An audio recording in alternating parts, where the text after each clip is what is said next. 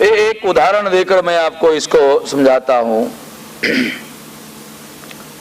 महाराष्ट्र में मराठवाड़ा रीजन है जो हैदराबाद निजाम स्टेट में हुआ करता था, तो उसमें हमारे दलित लोगों का एक आंदोलन चलता था, श्याम सुंदर उसका नाम था।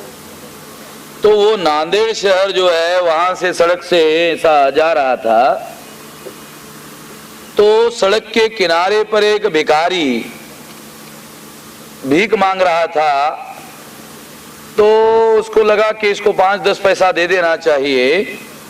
तो उसको वो देने के लिए जब गया तो उसने देखा कि वो झोली के अंदर से रोटी के सूखे टुकड़े निकालता था, और सूखे टुकड़े निकालकर वो हाथ का ऐसा डोना बनाता था।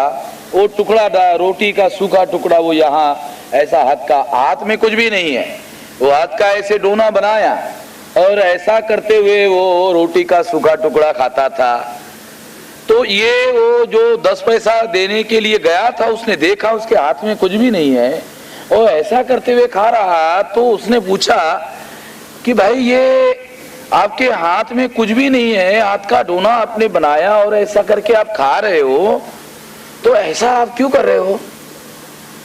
तो उसने कहा भिखारी ने कि मैं ऐसा समझ के चल रहा हूं कि मेरे हाथ में सूखी मिर्ची है, मैं ऐसा समझ के चल रहा हूं कि मेरे हाथ में सूखी मिर्ची है, और सूखी मिर्ची को तोड़ते हुए ये सूखी रोटी मैं खा रहा हूं। ऐसा जब मैं समझ के चलता हूं तो मेरे मुंह में थोड़ा जायका आ जाता, थोड़ा रस आ जाता है, वरना बहुत मुश्किल हो जाता है अंदर गले में गटक जाना, बहुत मुश्किल हो जाता है। वो भिखारी ने श्याम सुंदर को कहा। तो श्याम सुंदर तो आंदोलन का आदमी था, विकसित बुद्धि का आदमी था। उसने उसको कहा, अरे भाई अगर ये बात केवल समझने की ही है, अगर बात समझने की है तो सूखी मिर्ची का क्यों सोचा? बात अगर समझने की है, न खरीदने की है न खाने की है।